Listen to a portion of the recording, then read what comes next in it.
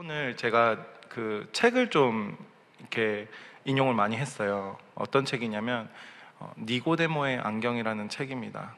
그 책을 인용했고 기독교 세계관을 아주 정확하게 알려주는 그런 책인데 거기서 이제 발췌를 많이 했습니다. 기독교 세계관이라는 것은 간단하게 얘기해서 창조, 타락, 구속을 의미합니다. 아주 쉽죠? 기독교 세계관이란 창조, 타락, 구속입니다. 네. 이것이 바로 기독교 세계관입니다.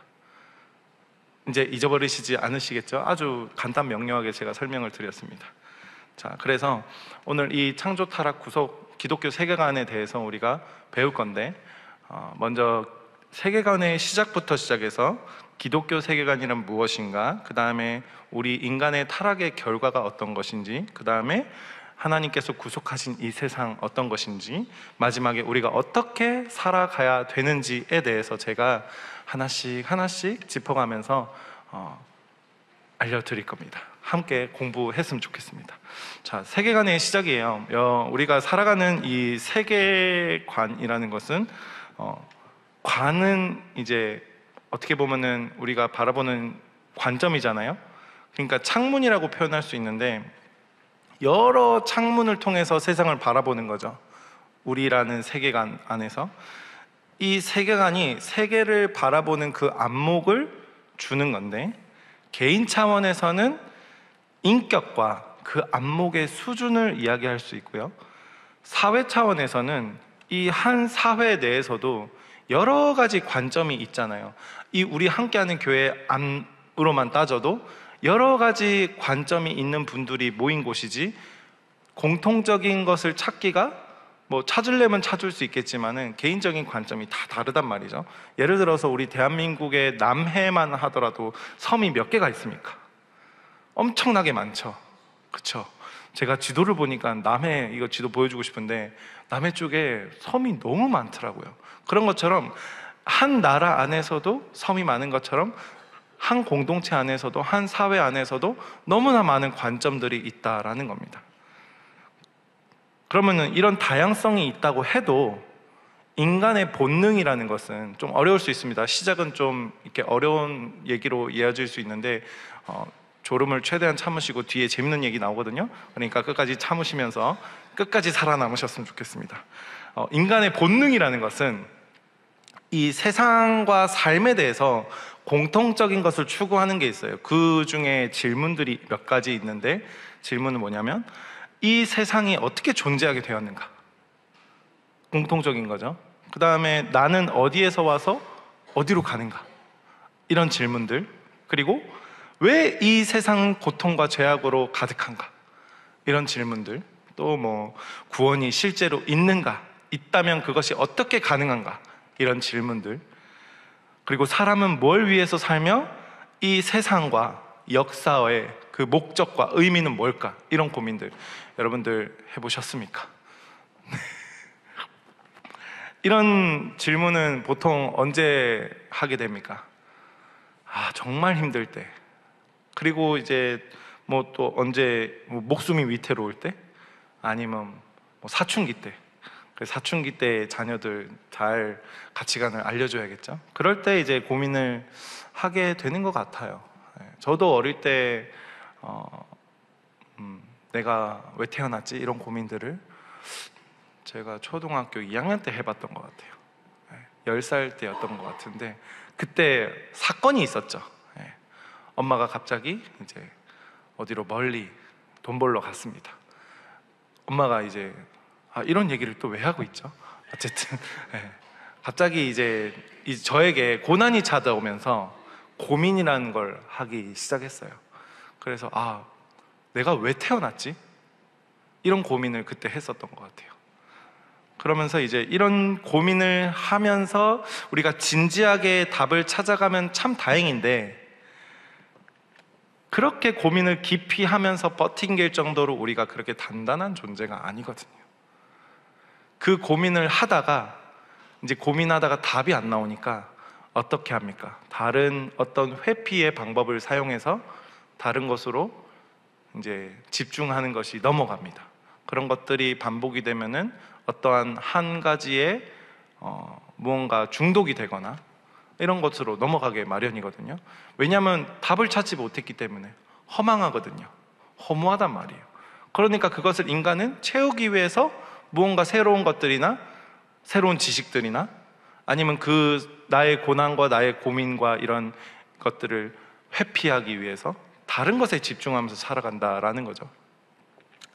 그런 걸 잘 표현한 게 예술이에요. 예술.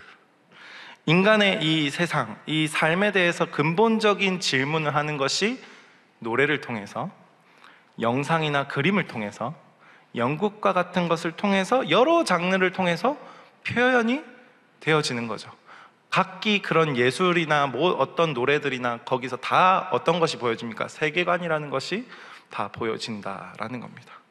보통 이제 세계관에 대해서 질문 많이 던지는데, 이 노래나 다른 어떤 것들이 이 세계관에 대해서 명쾌한 답을 주는 것이 있습니까?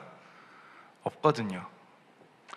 근데 오히려 이 예술의 매력이라는 것은 그런 명쾌한 답을 주는 것보다 이 뭐라 그래야 될까요? 흔히 뭐라고 대답하냐면 모르겠다라고 하거든요. 그러니까 이런 모호한 답을 줄 수 없는 모호한 것들이 오히려 예술에서는 약간 매력적이게, 그리고 뭔가 아름답게 보여지는 것처럼 느끼기도 하는 거죠. 그게 이제 예술의 매력이다라는 겁니다. 성경에서는 이 고민들에 대해서 씨름하는 구절이 있거든요. 성경에서도. 욥기 아시죠?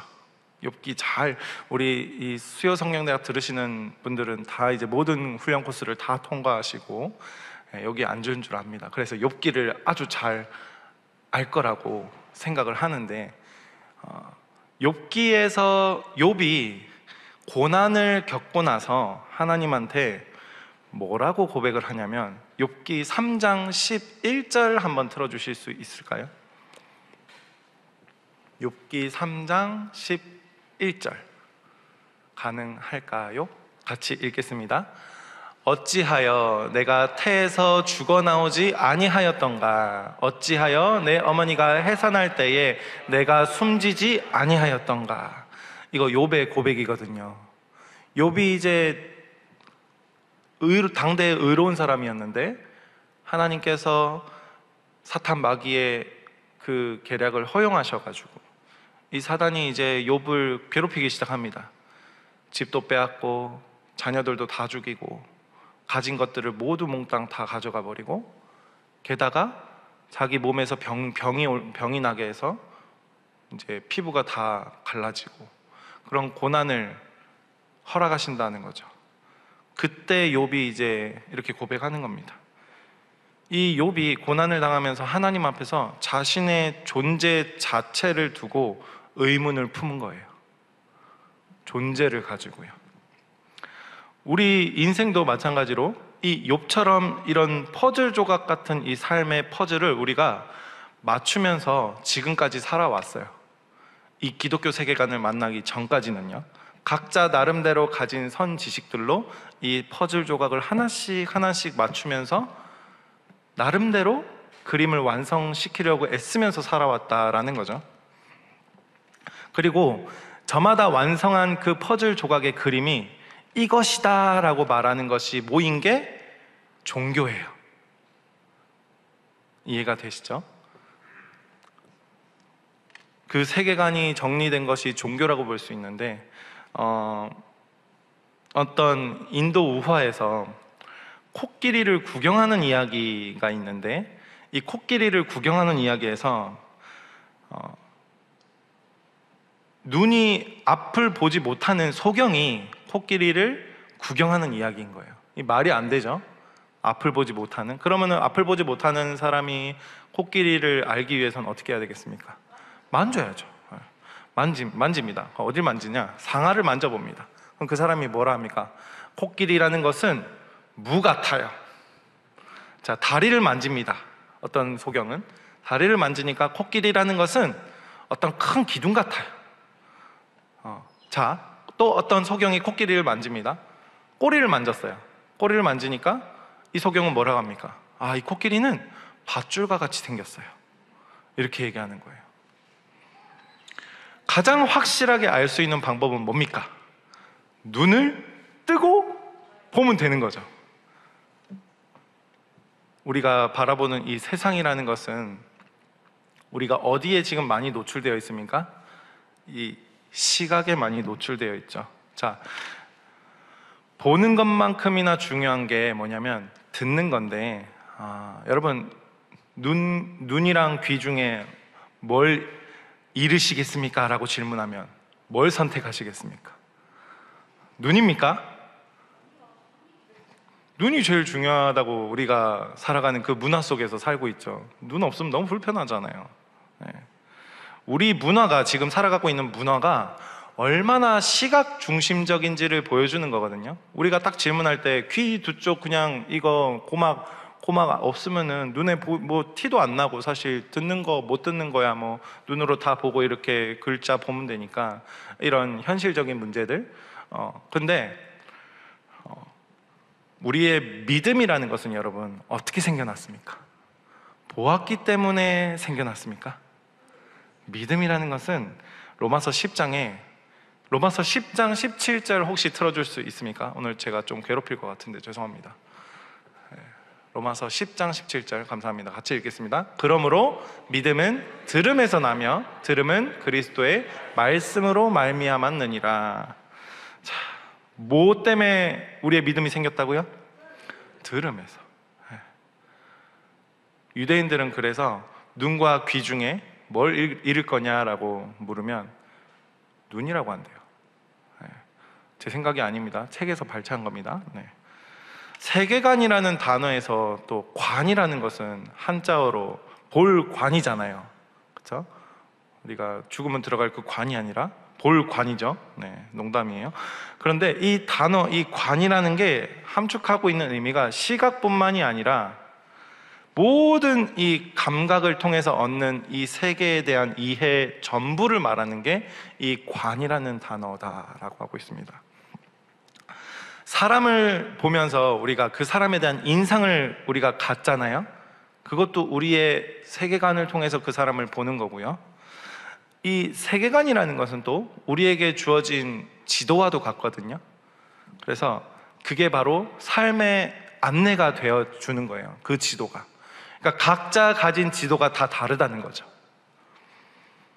그리고 우리는 이 바라보는 세계를 일정한 관점에서, 우리가 가진 그 지도로서 일정한 관점에서 이해를 합니다. 그 세계를.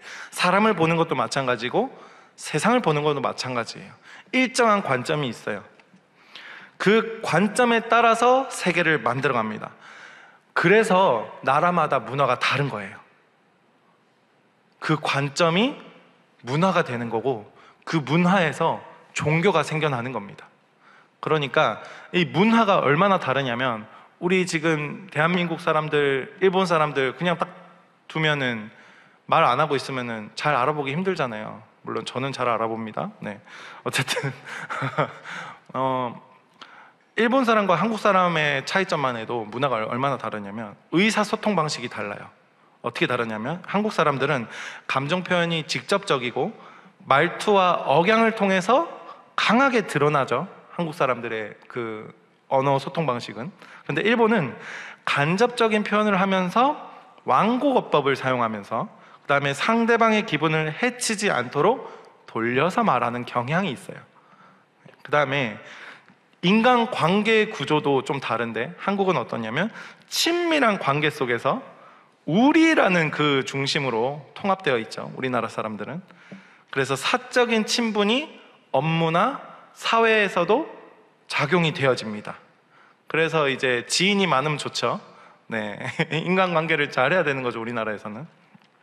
일본은 어떠냐면 개인 간의 거리를 꽤 오래 유지합니다. 일본 분들은. 그리고 공식적인 관계와 사적인 관계를 철저히 구분해요. 저는 거기서 5년 정도 살면서도 느꼈어요. 직장 안에서와, 물론 알바였지만 알바에서도 그걸 느꼈고요. 제가 그래서 착각을 했어요. 이 사람은 날 싫어하나? 저도 한국인이기 때문에. 한국인이거든요. 일본어를 하지만. 되게 혼란스럽더라고요, 처음에는. 근데 그게 나중에는 좀 편해졌어요. 그리고 시간 약속에서도 다릅니다. 우리나라 사람들 코리안 타임이라는 게 있잖아요. 예, 기본 그래서 약속할 때 저희 이번에 또 뭐 할 때마다 행사할 때마다 항상 30분씩 이제 늦어질 걸 예상하고 시간표를 짭니다. 우리나라 사람들은 그렇죠? 그리고 약속에 늦는 것에 대해서 그렇게 중요하게 크게 막 엄청 내가 큰 죄인이다라고 생각하면서 이렇게 뉘우치는 사람이 얼마나 있을까요? 그런데 일본은 시간이 엄청 엄격해요. 시간 매우 엄격하게 보고 1, 2분의 지각도 이게 무례하고 결례가 된다 생각하면서 본인 스스로가 그렇게 생각하는 경향이 있다라는 거죠. 이 세계관이라는 것을 큰 차원으로 확대하면은 이렇게 한 사회의 문화와 그리고 방향성 그런 것들로 이어질 수 있다는 거죠. 그리고 더 나아가서 종교까지 이 세계관이 영향을 주는 거거든요. 이 문화의 뿌리가 또 세계관이 되는 거고요. 근데 세계관이 시대적으로 또 좀 다릅니다. 시대적으로 어떻게 다르냐면 대표적으로 보여주는, 지금 약간 졸리시기라서 제가 영상 그림을 보여줄게요. 예술 작품. 저 두 작품의 이름은 하녀예요. 하녀. 저 두 작품의 차이가 뭐가 있을까요? 하나는 프랑스 화가 샤르댕의 작품인 하녀입니다. 감자 깎는 저 모습, 프랑스 화가 저게 계몽주의 시대입니다. 그리고 오른쪽은 우유 붓는 여자, 그렇죠? 베르메르의 하녀. 저거는 이제 네덜란드 화가의 작품인데 저것은 개혁주의입니다. 자, 같은 하녀인데 보니까 모습이 어때요? 다른 게 안 느껴지십니까? 여러분들 예술적 감각이 다 꺼지셨나요? 네. 옷 색깔이 옷 색깔 다르네요. 네. 또 뭐가 다를까요? 저 그림에서 감정을 한번 느껴보십시오. 표정이 좀 다른가요? 네. 자, 저 우유 붓는 여자는 우유를 어떻게 붓고 있습니까? 우아하게 아주 작은 일상과 같이 보여지는 것을 정성스럽게 우유를 따르고 있는 모습처럼 보이지 않나요? 자, 그런데 반면에 저 감자 깎고 있는 여자는 어떻습니까? 현타 온 것 같이, 나는 누구, 여긴 어디, 이런 느낌? 감자 깎는 그런 일상에서도 삶의 의미를 전혀 느끼지 못하고 있는 모습처럼 보이는 거죠. 이렇게 시대적으로 각 세계관이 다른 거예요. 같은 주제를 가지고도. 그렇죠. 같은 하녀인데도 계몽주의 시대에는 삶의 의미를 못 느끼고 있고, 개혁주의 시대에는 저렇게 하녀임에도 불구하고 정성스럽게 자기 일을 하고 있는 모습으로 묘사하고 있다라는 거죠. 자, 대한민국 사람들이 그렇다면 이제 없애주셔도 괜찮아요. 대한민국 사람들은 이 기독교라는 것을 지금 현재 어떻게 바라보고 있을까요? 그들이 바라보는 시선이 정답은 아니겠죠. 그렇죠? 저 계몽주의나 개혁주의 시대의 하녀라는 개념을 그린 작품도 정답은 아니겠죠. 세계관이 형성되는 게 굉장히 오랜 시간이 걸리는 거거든요, 실제로. 근데 이 오랜 시간이 걸린 만큼 이 세계관을 바꾸는 것이 얼마나 어려운 일인가.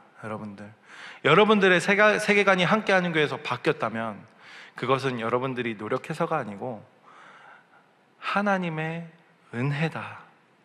전적으로. 여러분의 세계관이 기독교 세계관으로 자리 잡아 있다라는 것은 진짜 전적으로 하나님의 은혜다라는 것을 우리가 기억하면서 두 번째 파트 기독교 세계관으로 한번 들어갔으면 좋겠습니다. 그 전에 잠시 물 한 잔 마실게요.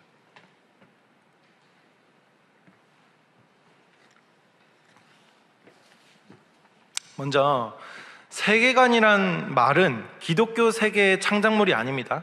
이 기독교에서 세계관이란 말을 만든 게 아니에요. 성경의 많은 개념들과 이 신학 용어들도 이 기독교 세계에서 생겨난 게 아닌 게 참 많습니다.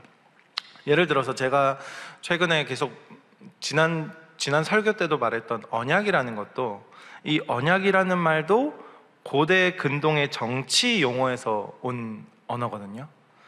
고대 근동에서 국가 간의 이제 왕과 신하 간의 관계를 법적으로 규정하기 위해서 조약 또는 언약으로 이렇게 맺는 관습이 있었어요.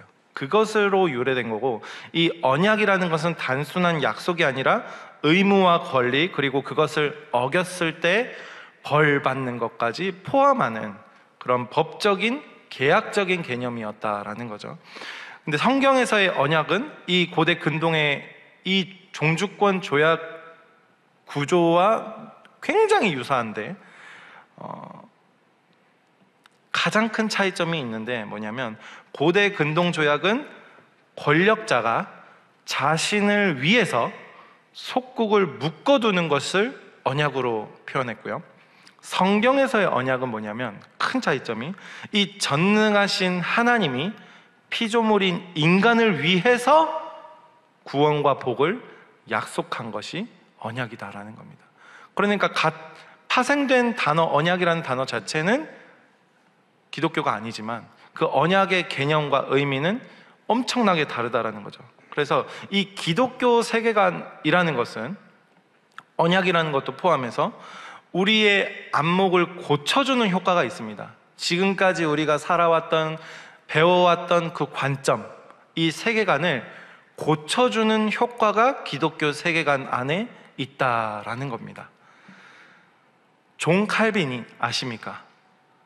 우리가 개혁주의 안에 속해 있거든요. 그 개혁주의의 대표되는 인물이 존 칼빈인데, 그 칼빈이 기독교 강요라는 책을 썼어요.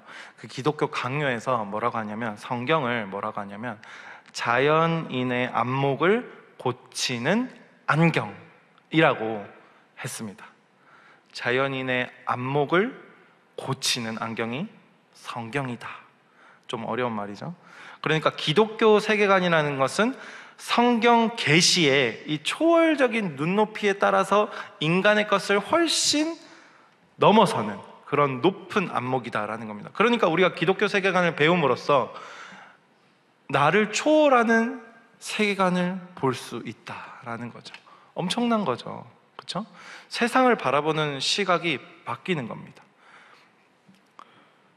성경이 보여주는 이 비전만이 인간 본성에 주어진, 우리 인간의 본성에 뭐가 있습니까? 영원을 사모하는 마음이 있거든요. 영원이라는 것을, 그 사모하는 마음을 만족시킬 수 있는 유일한 도구가 성경이다. 그 안에 기독교 세계관을 말하고 있다라는 겁니다. 우리 모두 지금 인생을 여러분 처음 살아보고 있죠. 단 한 분도 지금 인생 2차, 두 번째 인생 사는 분은 없잖아요. 그래서 아무리 뛰어난 사람이라도 이 우리의 질문에 명쾌한 답을 줄 수 있는 사람이 단 한 명도 없습니다. 그런데 오직 말씀만이, 성경만이 우리 인생의 본질, 인간의 그 목적과 방향에 대해서 명쾌한 답을 주고 있다. 그게 바로 기독교 세계관이다 라는 겁니다. 그런데 우리의 세계를, 우리가 지금 살아가는 세계를 우리의 눈과 의식으로 보는 것만으로 충분합니까? 아니죠. 다른 세계가 있죠. 근데 이 죄라는 것이 우리가 바라보는 그 세계를 왜곡하게 만들었거든요. 우리 안에 있는 죄가 중요한 겁니다. 이 죄라는 것 때문에 우리 모든 게 다 더럽혀졌어요. 인간 존재 자체가 다 더럽혀졌거든요. 그렇기 때문에 사물을 제대로 볼 수 없게 되었다라는 거예요. 원래 있는 사물을 우리가 죄 때문에 온전하게 볼 수 없게 된 상태다라는 것입니다. 하나님이 만드신 이 세상도 제대로 볼 수 없게 되었고요. 하나님의 의도대로 또 그 사물을 우리가 사용하지 않게 되었다라는 겁니다. 그 중에 대표적인 게 뭐가 있습니까? 동성애 같은 것들이 있죠. 네. 하나님이 만드신 것을 제대로 보기 위한 안경이 바로 성경이다라는 겁니다. 그런데 그 성경을 아는 것만으로 충분한 게 아니라요, 우리가 이 성경을 통해서 세상을 보고요, 그러니까 한마디로 기독교 세계관을 통해서 세상을 봐야 되고, 기독교 세계관을 통해서 우리가 걷고 행해야 되는 것이 마땅합니다. 그래서 성경이라는 것은 우리가 성경대로 행동을 해보면 이 성경이 진리다라는 것을 깨닫게 해주는 책이 바로 성경이다라는 겁니다. 그런 의미에서 기독교 세계관은 또 구속적 세계관으로도 표현할 수 있다라는 겁니다. 따라서 이 기독교 세계관을 구속적 세계관이자, 또 제가 처음에 답을 뭐라고 줬죠? 창조, 타락, 구속. 이 기독교 세계관은 창조, 타락, 구속, 이 세 요소로 되어 있거든요. 세상에서 말하는 선과 악이 통합될 수 있습니까? 안 되잖아요. 그런데 창조, 타락, 구속은 뭘로 통합됩니까? 예수 그리스도로 통합될 수 있죠. 그렇죠. 그게 기독교 세계관이다라는 겁니다. 하나의 개념인 겁니다. 로마서 12장 1절에서 2절 한번 틀어주시겠어요?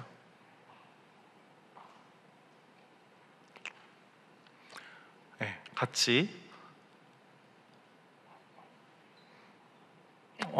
제가 잘못 적었나 봅니다.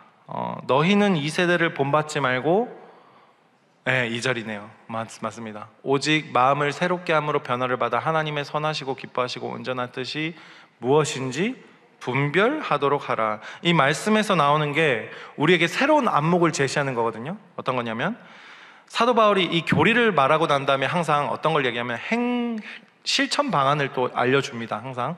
그래서 그가 말한 첫 번째가 뭐냐면 변화를 받아 새롭게 된다. 두 번째는 뭡니까? 세상을 본받지 않는 것. 그러니까 이 두 가지 삶의 기초가 기존 세계관의 변혁을 말하는 것이기도 합니다. 교리를 얘기하고 사도 바울이 실천 방안을 얘기할 때, 실천 방안 첫 번째가 변화를 받아 새롭게 됨, 그 다음에 세상을 본받지 않는 것. 이게 기존에 있는 선지식인 이 세계관을 변혁하는 것을 말하는 겁니다. 그런데 우리에게 형성된 그 선지식 있잖아요. 그 세계관, 기독교 세계관이 아닌, 우리가 평생 살아오면서 가지게 된 각자 다 다른 세계관이 바뀌기가 이게 힘들죠. 쉽습니까? 너무 어렵거든요. 안 바뀌고 있어요. 그게 선지식이라는 겁니다. 이 선지식은 우리에게 색안경으로 작용하는 거죠. 안경을 딱 썼는데 색깔이 다른 겁니다. 노란색 안경을 쓰니까 다 노란색으로 보이는 거예요. 노란색이, 예를 들어서 다 부정이라는 색이라고 칩시다. 부정의 안경을 딱 쓰면은 모든 사람들이, 모든 세상이 다 어떻게 보입니까? 부정적으로 보이는 거죠. 그래서 그 선지식이라는 필터를 거쳐서 우리가 받아들이게 된다라는 거죠. 이 선지식이 사람을 바라보는 관점도, 그 다음에 일을 바라보는 관점도, 배우자를 바라보는 관점도 선지식의 영향을 받는다. 무섭죠. 그래서 이런 얘기 있잖아요. 어른들의 말을 들어라. 왜 그럽니까? 어린 사람 무시하는 게 아니고요, 젊으면 젊을수록 그 세계관이라는 것이 온전히 형성되지 못할 확률이 높기 때문이에요. 많은 왜곡 속에서 우리가 평생 살아오면서 젊을 때는 이 여러 가지 세계관이 짬뽕이 돼가지고 온갖 세계관이 나에게 다 입력이 돼서 뒤죽박죽 되어 있는 상태다라는 거죠. 그 퍼즐 조각들이 뒤죽박죽 되어 있고 다 흩어져 있습니다. 그리고 어떠한 상황을 그 젊은 청년이 탁 만났어요. 그러면 어떻게 합니까? 흩어져 있는 조각들 중에서 막 끌어다 와가지고 그 상황을 해결하기 위해서 그림을 탁 만들어 봅니다. 각자 나름대로. 그게 정답입니까? 각자 자기 나름대로 만든 그 답인 거죠. 그게 바로 처신인데, 그가 하는 처신인데, 그 처신이 온전하지 못할 수밖에 없다. 차라리 그래서 조금 더 완성되어 있는 어른들의 말을 듣는 게 더 낫다라는 거거든요. 그런 의미에서 이 기독교 세계관이라는 것이 성경의 근본 주제인 창조와 타락과 구속의 진리에 기초한다라는 겁니다. 따라서 기독교 세계관이라는 것은 보면 뭐냐면 하나님이 세상을 바라보는 관점이라고도 할 수 있습니다. 그래서 우리가 기독교 세계관을 배우기 위해서는 성경을 알아야 되고요, 성경에서 말하는 이 구속적 세계관을 제대로 배워야 한다라는 겁니다. 그런데 이걸 배우면서 무조건 우리의 선지식과 부딪힐 수밖에 없습니다. 부딪힙니다. 그래서 그 새가족 행복학교에서 뭐부터 시키냐면 이해가 되어도 순종, 이해가 되지 않아도 순종을 가르치는 거예요. 굉장히 핵심적인 거예요. 왜? 선지식과 부딪힐 수밖에 없으니까, 새로운 지식이. 왜냐하면 이 새로운 기독교 세계관을 가르치는데 내가 기존에 살아왔던 많은 지식과 경험들, 예를 들어서 방언이 그 자리에서 터졌습니다. 선지식을 가지고 있는 방언이 이거는 사이비 같다라는 선지식을 가지고 있는 사람이 그걸 딱 봤을 때 바로 뛰쳐나가지 않고 다행이겠죠. 안 나가면 다행이죠.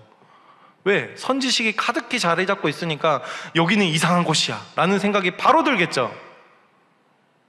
그래서 이해가 되어도 순종, 이해가 되지 않아도 순종부터 가르치는 거예요. 이제 왜 그렇게 순종을 강조하는지 아시겠죠? 그리고 함께하는 교회에서 이제 소그룹을 막 하면서 매주 이제 소그룹을 계속 수년간 하면서 기존에 탑재되어 있던 이 선지식, 이 세계관을 막 흔들고, 그죠? 깨 부수기도 하고, 어르고 달래기도 하고, 그래. 그렇게 생각할 수 있지. 공감적 언어로 해주기도 하고, 그건 잘못됐어. 아니야. 정말 그건 치명적인 문제라고 하기도 하고, 만나러 가서 신방을 하기도 하고, 이렇게 하면서 지금까지 우리가 달려와서 이 자리에 앉아 계신 거 아닙니까? 그렇죠. 네. 옆에 계신 분들에게 수고하셨습니다. 인사할까요? 지금까지 수고 많으셨습니다. 네. 네, 참 고생 많으셨습니다. 네. 한 사람의 세계관을 바꾸기 위해서 지금까지 우리가 20년 동안 함께하는 교회가 달려왔지 않습니까? 그 열매가 저예요. 네. 자, 세 번째, 타락의 결과. 그래도 넘어가야 됩니다. 제 얘기는 조금 이따 할게요. 네. 기독교 세계관이 뭔지 알았다면은 인간의 타락의 결과를 우리가 좀 알아야겠죠. 타락의 결과로 우리 어떻게 되었습니까? 우리 어떻게 됐죠? 인간이 스스로 높아졌다라는 겁니다. 타락 때문에 하나님의 자리에 자기 자신이 올라가기를 선택한 거예요. 타락의 결과로서 하나님의 법을 따라 살아야 할 인간이 자기 자신의 존재를 스스로 규정하기 시작한 게 타락의 결과입니다. 여러분, 나는 생각한다, 고로 존재한다. 이거 누구 말입니까? 데카르트 말이죠. 이 문장이 타락의 극치를 보여주는 문장인 겁니다. 왜냐하면 데카르트의 이 사상은 인간은 스스로 생각을 통해서만 규정되는 존재라고 이야기하고 있기 때문입니다. 자, 아담과 하와가 선악과를 먹고 눈이 밝아진 원인이 어디에 있습니까? 선악과에 있습니까? 아니거든요. 원래 아담과 하와는 늘 옳고 그름을 분별할 수 있는 상태였어요. 처음에 창조 때에는, 타락 전에는. 그런데 지금처럼 우리는 늘 죄악 속에서 잘못된 선택밖에 할 수 없는 우리와는 다르거든요. 그때 당시에 아담과 하와는. 근데 너무 황당하게 이 아담과 하와가 선악과에 대한 이 결정을 누구에게 맡겨버린 겁니까? 뱀에게 맡겨버린 거예요. 너무 황당한 겁니다. 어떤 거냐면 대통령이, 예를 들어서 대통령이 우리나라의 굉장히 중대한 결정을 그냥 SNS에 댓글 달린 그 댓글로 결정해버린 것과 비슷한 거예요. 이해가 됩니까? 대통령이 그냥 예를 들어서 차를 타고 가는데 차가 이제 멈춰가지고 택시를 타고 가야 됩니다. 그럼 택시를 딱 타니까는 택시 운전기사한테 이 중대한 상황을 묻고 그 대답으로 결정한 거랑 비슷한 거예요. 아니, 아담의 결정은 이것보다 더 어리석은 결정이었던 거예요. 너무 황당한 거죠. 그런데 우리는 이 어리석은 결정을 할 수밖에 없는 존재로 태어난 거예요. 저만 웃기나요? 네, 죄송합니다. 네. 이 사실이 너무 안타깝잖아요, 솔직히. 근데 우리 존재 자체가 그렇다는 걸 여러분 다 아시잖아요. 그렇죠? 최초의 이 인간은, 아담은 자신이 누구인지 아는 존재였어요. 그가 자신이 하나님의 피조물이라는 사실은 스스로 깨달은 게 아니고요, 다른 피조물이랑 막 의논해서 얻게 된 결과도 아니라 모든 이 깨달음은 하나님의 계시를 통해서만 얻을 수 있었다라는 겁니다. 그런데 하나님께서 우리에게 이것을 알려주시지 않고서는 우리가 이 나는 누구인가 라는 것에 대한 해답을 얻을 수 없다라는 거죠. 마찬가지로 인간이 무엇이고 무엇이 선이며 악인지에 대한 그 판단이 어디에서만 얻을 수 있냐면 성경을 통해서만 우리가 알 수 있다라는 겁니다. 그런데 이 최초의 인류 아담과 하와가 잘못한 것이 뭡니까? 사탄의 말을 듣기로 한 것과 이것을 행한 것이 문제입니다. 듣고 행한 것이 문제였다라는 거죠. 그러니까 인간의 원죄라는 것은 결국 하나님의 말씀을 의심할 뿐만 아니라 하나님의 말씀과 사탄의 말을 저울질했다라는 겁니다. 이것이 바로 명백한 교만이다. 우리 삶 속에서도 얼마나 많은 타락의 결과가 나타납니까? 실제로 지금 우리의 삶 속에서 타락이라는 것은 모든 면에서 인간 스스로 판단하고 행하겠다는 비극의 시작인데, 이 말이 제가 자유를 억압하겠다 이런 의미가 아니라요, 하나님 안에서 자유를 누렸던 것이 원래는 그 하나님 안에서 자유롭지 못한 인간의 상태가 되었다는 게 문제다라는 겁니다. 자유가 있는 거예요. 그런데 하나님 안에서 자유를 누리지 못하는 상태가 되었다라는 거죠. 따라서 하나님의 뜻과 무관하게 살아가는 모든 것이 결국 타락의 결과다. 그 결과 인간의 지, 정, 의가 왜곡되고 삐뚤어졌다입니다. 그래서 인간관계가 서로 사랑하는 원래 인간관계였잖아요. 아담과 하와가. 그 관계에서 어떻게 됩니까? 죄를 짓고 나니까 아담이 하와가 먹으라 했는데요, 하와는 사탄이 먹으라 했는데요. 그렇게 부부싸움이 시작된 거예요. 네. 최초의 부부싸움. 하와가 먹으라 했는데요. 네. 모든 게 망가져 버렸습니다. 자, 아내가 여러분 탓만 합니까? 타락했다는 증거입니다. 남편이 여러분 탓만 합니까? 타락했다는 증거입니다. 내가 스트레스 받고 고통받고 있습니까? 여러분 모두가 타락했다는 증거입니다. 아멘입니까? 아멘이 2명 나왔습니다. 할렐루야. 네. 이 삐뚤어진 지정의가 이 타락이라는 것을 신학에서 전적 타락, 정적 무능력이라고 하는데, 이 말은 모든 능력을 상실했다라는 말이 아니라 그 능력을 바르게 사용할 수 있는 능력을 상실했다라는 겁니다. 타락의 결과가 너무 심각했기 때문에 성경에서 이렇게 표현합니다. 로마서 3장 10절에서 12절 사이에 뭐라고 나와 있냐면, 기록된 바 의는 없나니 하나도 없으며. 기록된 바, 이 기록이 뭐냐면 시편에서 시편 53편 1절에서 3절, 죄송합니다. 네. 자, 같이 읽겠습니다. 어리석은 자는 그의 마음에 이르기를 하나님이 없다 하도다. 그들은 부패하며 가증한 악을 행하며 선을 행하는 자가 없도다. 하나님이 하늘에서 인생을 굽어 살피시사 지각이 있는 자와 하나님을 찾는 자가 있는가 보려 하신즉 각기 물러가 함께 더러운 자가 되고 선을 행하는 자가 없으니 한 사람도 없도다. 이 타락이 중요한 문제인 이유가 뭐냐면 타락으로 말미암아서 하나님과의 관계가 단절되었다라는 겁니다. 관계가 끊어졌다라는 겁니다. 인간과 하나님과의 관계가 단절됨으로 인해서 하나님이 굳이 세상을 저주하지 않으셔도 이 세상은 그 자체로서 멸망으로 향해 달려가고 있는 거가 된 거거든요. 그래서 우리가 고난받고 고통받는 것이 모두가 하나님 때문이 아니라 타락으로 인한 결과라고 보시면 됩니다.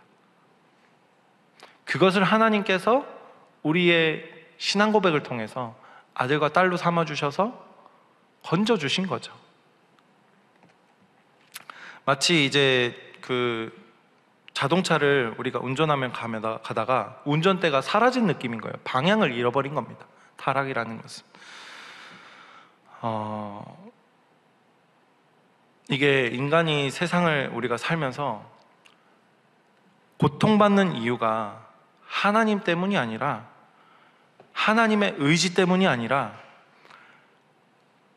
하나님과 인간 사이에서 인간이 의지적으로 반역했기 때문에 의지적으로 아담이 반역했잖아요.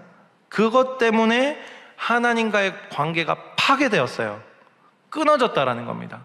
그 결과다라는 겁니다.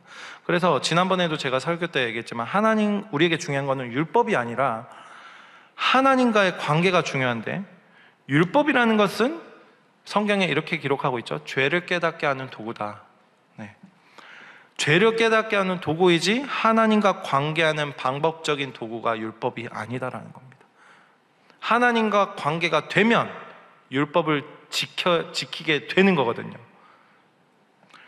특별히 이제 저와 같이 이제 목회자가 되려는 사람은요, 그 누구보다도 이 죄와 악에 대해서 철저한 이해가 있어야 돼요. 이게 또 왜곡해가지고 유목사가 죄를 많이 지어봐야 된다 이렇게 이해하시면 안 돼요. 왜냐면 무슨 말이냐, 이것만 편집해가지고 다 쇼츠로 올리면 큰일 나겠네. 왜냐면 이 나의 죄악과 비참함을 깊이 이해하면 이해할수록 복음이 얼마나 귀한 것인지 진정으로 깨달을 수 있기 때문이다라는 겁니다. 제가 얼마나 죄를 많이 지었는지 정말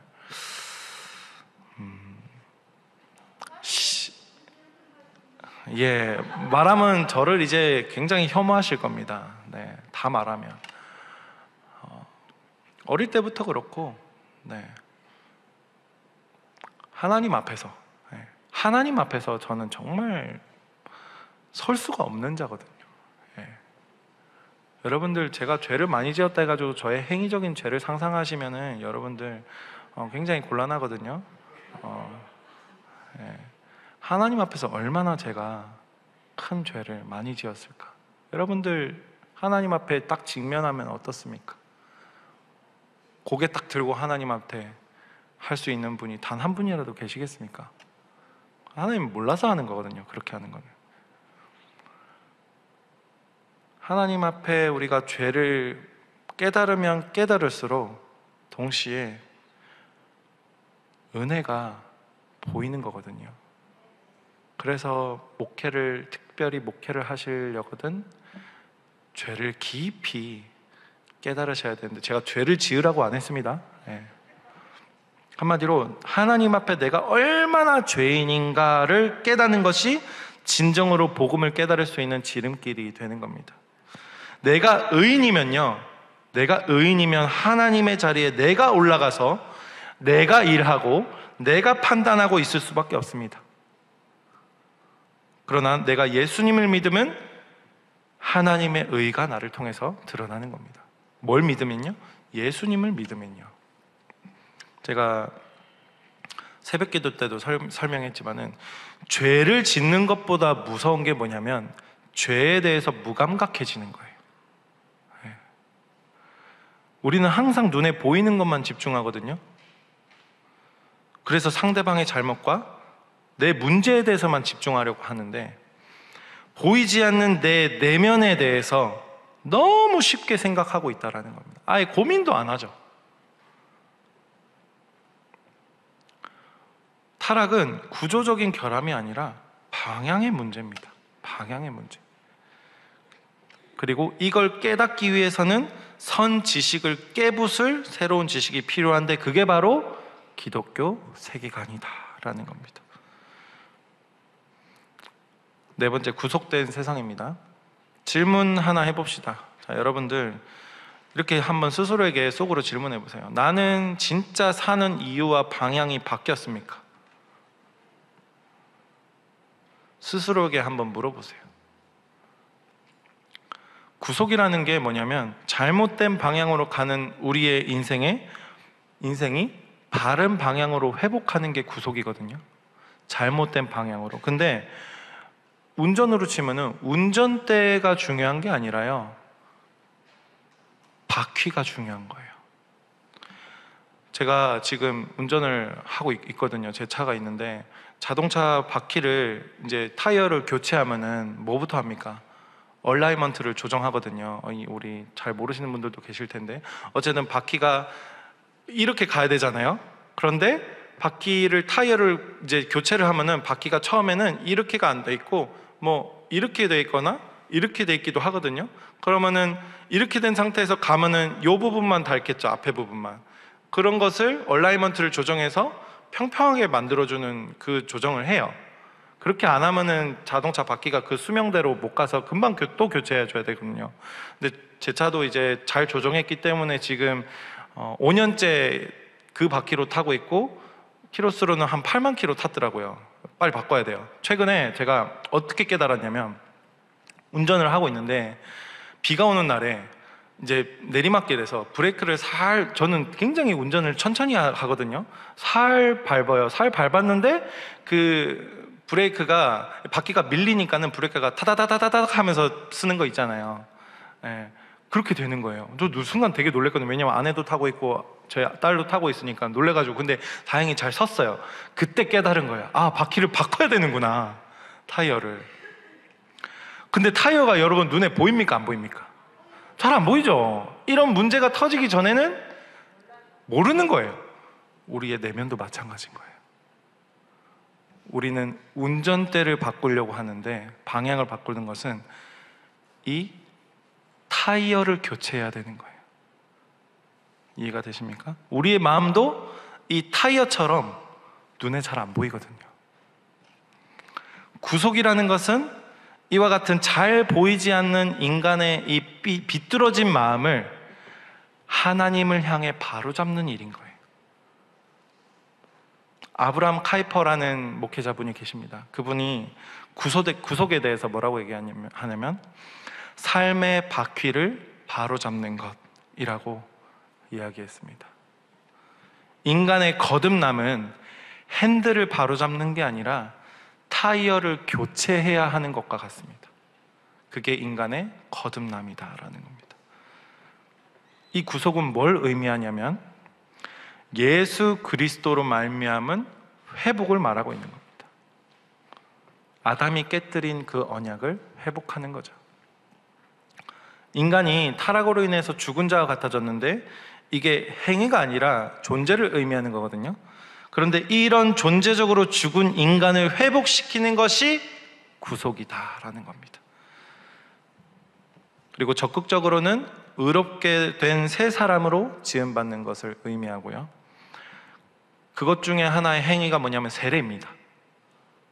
적극적으로는 의롭게 된 새 사람, 그게 세례로 나타나는데 예수님의 죽음에 연합하여서 우리가 죽게 되는 거고, 세례 중에 그것이 물로 들어가는 행위가 이걸 눈으로 보여주는 겁니다. 제가 유아 세례를 받고 나서 그땐 기억이 안 납니다. 유아 세례이기 때문에. 그 다음에 입교를 하거든요. 제가 20살 때 아마 21살 때였나, 그때 일본에서 그 순복음교회에서 입교를 했습니다. 제가 순복음교회를 다녔기 때문에 거기서 이제 그 계곡 같은 데 가가지고 물 웅덩이 같은 데에서 흰 소복을 입고 침례를 했습니다. 그때 이제 많은 관광객들이 지나가면서 저희를 이상한 이단처럼 보면서, 제가 봐도 이단 같아 보였거든요. 솔직히 그때 제 흰 소복을 입고, 많은 사람들이 흰 소복을 입고 이렇게 계곡물에 있으니까 뭐로 보겠습니까? 어쨌든 그 침례를 딱 이제 봤거든요. 물에 이렇게 목사님이 이제 이렇게 물 웅덩이에 확 넣었다가 뺐는데, 저는 그때 이게 들어갔다 나오면 진짜로 새 사람이 될 줄 알았거든요. 진짜로 그런 믿음이 있었어요. 근데 들어갔다 나오니까는 아무런 변화가 없었습니다. 네, 굉장히 실망했어요. 네, 아무튼 그렇게 침례를 받았었어요. 그냥 재미로 한 얘기예요. 네, 어쨌든 제 기억이니까 공유해 드리는 겁니다. 소극적으로는 어떤 의미냐면 죄 사함입니다. 무슨 의미냐면 예수님이 죄에 대한 대가를 대신 지불해서 죄인인 우리를 구해냈다라는 겁니다. 그래서 구속은 하나님의 은총이자 하나님의 비전이다라는 겁니다. 자, 여러분, 상처가 나서 회복이 되잖아요. 그죠? 저 상처 되게 많은데 굉장히 많거든요. 어떻게 다 보여줄 수가 없는데, 아무튼 그 상처가 회복되고 나면은 뭐가 남습니까? 흉터가 남죠. 자, 여러분, 죄인이 구속으로 인해서 구원받아서 거듭나면은 흉터가 남을까요? 안 남을까요? 안 남아요. 거듭난다 그랬잖아요. 거듭난다. 뭡니까? 다시 태어나는 거예요. 흉터가 남은 것은 예수님의 구원 사역이 불완전하다라는 겁니다. 이해가 되십니까? 하나님의 은총으로 우리가 선물을 받았잖아요. 구속이라는 선물을 받아서 구속된 우리에게 주어진 이 새 생명은요, 치료의 개념이 아니에요. 아예 새롭게 거듭난 거예요. 아예 새롭게. 제가 침례받고 일어났는데 새로워지긴 무슨, 어쨌든 제 느낌이잖아요. 그런데 하나님께서 저를 실제로 새롭게 해주셨다라는 겁니다. 그래서 저의 죄보다 하나님의 열심이 더 크다. 예수 그리스도의 구속 사역은 거듭난 우리를 더 거룩해지게 할 수 있는 거고, 또 그래야만 합니다. 우리는 거룩이라는 것은 그리스도의 의무이자 특권인 거예요. 거룩은 그리스도인 말고는 보여줄 수 없는 겁니다. 그게 우리의 특권입니다. 무엇으로 인해서? 예수 그리스도의 십자가로 인해서. 그래서 마지막입니다. 하나님 나라 백성의 삶입니다. 구속으로 인해서 칭의를 얻게 된 우리가 이 땅에서 그럼 어떻게 살아야 될까? 자, 이 적용이죠. 구속이라는 것은 순간적인 역사이죠. 그 동시에 하나의 긴 과정이에요. 뭐냐면 이 긴 과정이라는 것은 뭘 의미하냐면 뭡니까? 성화의 과정이다. 구속은 예수님을 믿을 때 이루어지지만 그 완성은 우리가 죽을 때까지 계속되는 긴 과정이 이어진다라는 겁니다. 자, 여러분, 거지가 갑자기 왕자의 자리에 탁 앉았습니다. 그 거지는 왕자입니까? 아닙니까? 왕자죠. 여러분이 구원받았습니다. 하나님의 아들입니까? 아닙니까? 딸입니까? 아닙니까? 맞죠? 헷갈리시면 안 돼요. 우리가 그걸 절대 헷갈리면 안 됩니다. 우리의 행위로 인해서 내가 하나님의 기뻐하는 아들과 딸이 되냐 안 되냐를 기준으로 삼으면 안 돼요. 하나님이 우리를 아들이라 딸이라고 칭해 주신 것을 믿는 것으로 우리는 그 안에서 누려야 되는 겁니다. 거지가 갑자기 왕자의 자리에 앉으면 왕자입니까? 아닙니까? 왕자죠. 그런데 왕자답게 바로 살 수 있습니까? 없습니까? 없습니다. 우리가 그렇다라는 거예요. 바로 이해가 되시죠? 왕자가 된 거지는 왕궁에서 왕자 수업을 받습니다. 우리는 뭘 하죠? 하나님의 아들과 딸이 된 우리는 함께하는 교회에서 하나님이 허락하신 훈련을 받고 있습니다. 지금 받고 있잖아요. 신분이 원수의 관계에서 아들과 딸로 변한 거라는 거예요. 그런데 신분은 변했지만 우리의 그 선직식으로 인해서 우리의 세계관이 아직까지는 기독교 세계관이 아닐 수 있다. 아닐 확률이 굉장히 높다. 불완전하다. 그래서 우리가 평생 성화의 과정을 통해서 기독교 세계관을 배워가야 된다라는 겁니다. 그런데 교회에서 우리가 아무리 배우고요, 아무리 훈련을 받아도 제가 보니까 사람이 참 잘 안 변하더라고요. 옆에 분을 한번 볼까요? 변했습니까? 네. 상대방에게 묻는 게 아니라 질문을 이렇게 하는 겁니다. 저 변했습니까? 저 많이 변했어요? 그러면 대답하지 마세요. 네. 절대 대답하지 마세요. 상처받아요. 네. 함께하는 교회에서 아무리 훈련을 받고 아무리 열심히 해보려고 해도 변할 것 같지 않던 제가 이제 제 얘기를 하는 겁니다. 제가 신학을 하면서도 저의 모습을 다 봤던 이 저의 후배가 앉아 있는데 고신대학교 신학과에서 2014년에 늦은 나이 28살에 입학해가지고 그때부터 이제 학부부터 시작해서 공부를 하면서 무슨 고민을 많이 했냐면 도대체 하나님이 나 같은 사람을 왜 신학을 하도록 그 자아상 회복 세미나에서 왜 그런 환상을 이런 말 하면 안 되는데 고신인데 그런 것을 보여주시고 예수님의 피로 나를 씻기시고 왜 내가 생각지도 않던 그때 당시에 군복무가 끝나면은 바로 일본에 가야 되겠다고 생각하던 아무 생각이 없던 계획도 없이 그냥 엄마가 있으니까 일본에 가야겠다 생각하던 저를 왜 갑자기 조용해졌죠? 왜 하나님께서 저란 사람을 부르셔가지고 신학을 하게 하셨을까? 그 학부 때 저의 행위적인 죄와 생각적인 죄들을 너무 많이 보면서 교회에서는 열심히 신앙생활 하는 것처럼 보이지만은 또 실제 삶에서 그렇지 못한 나의 모습들을 보고 그런 질문들을 너무 많이 던졌던 것 같아요. 너무 쪽팔리고 너무 수치스러워서 누군가에게 질문조차 할 수 없던 그런 시절을 많이 지났었던 것 같습니다. 근데 이제 그래도 신학생이니까 교회에서 훈련은 받아야 될 거 아닙니까? 그럼 훈련 받으면서 질문을 던지면 저의 세계관과 저의 가치관이 온전합니까? 온전하지 않거든요. 그러면 다 어떻게 됩니까? 까발려지는 거예요. 까발려지면 어떻게 됩니까? 혼나는 거예요. 많이 혼났어요.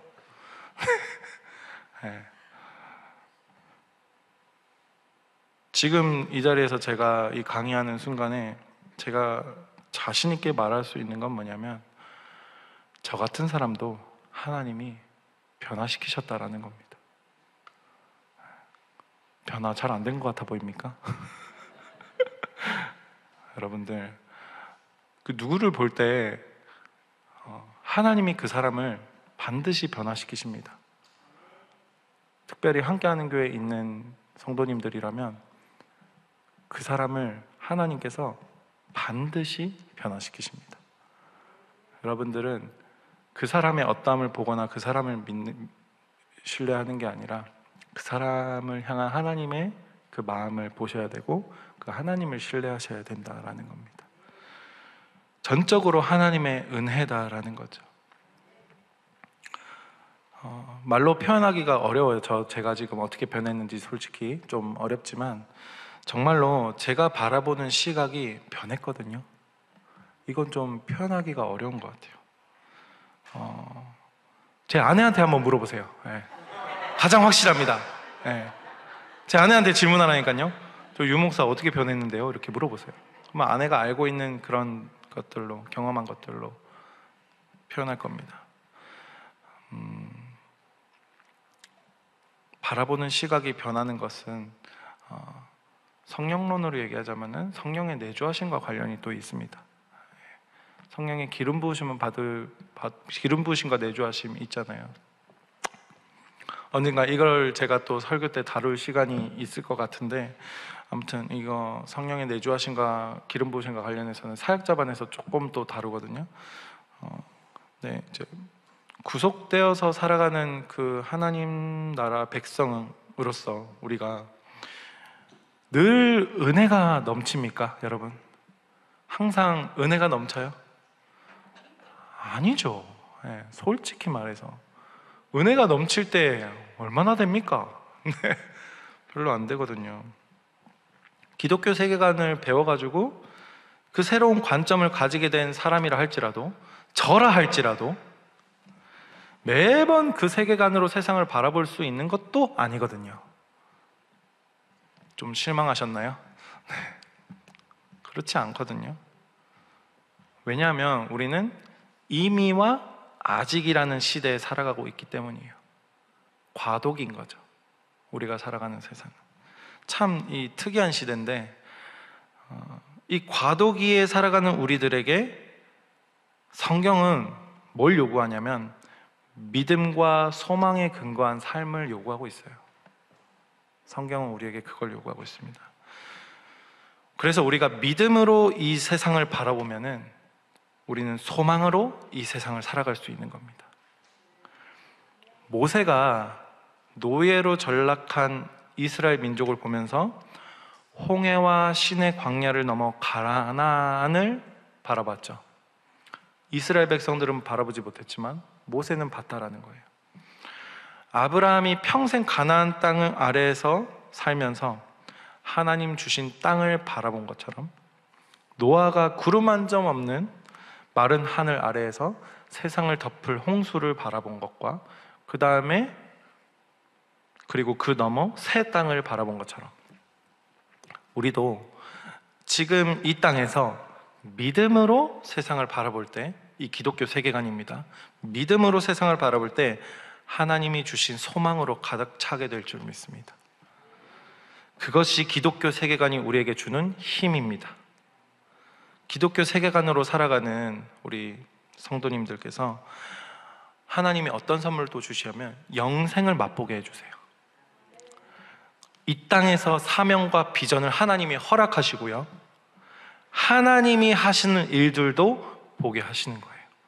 얼마나 큰 축복입니까? 우리의 선배들, 우리의 선조들도, 대한민국의 선조들도 각자 시각으로 하나님 나라를 바라봐 왔죠. 대표적으로 일제강점기 때 우리의 믿음의 선조들, 지금 우리가 살고 있는 이 시대를 그리면서 어떻게 했습니까?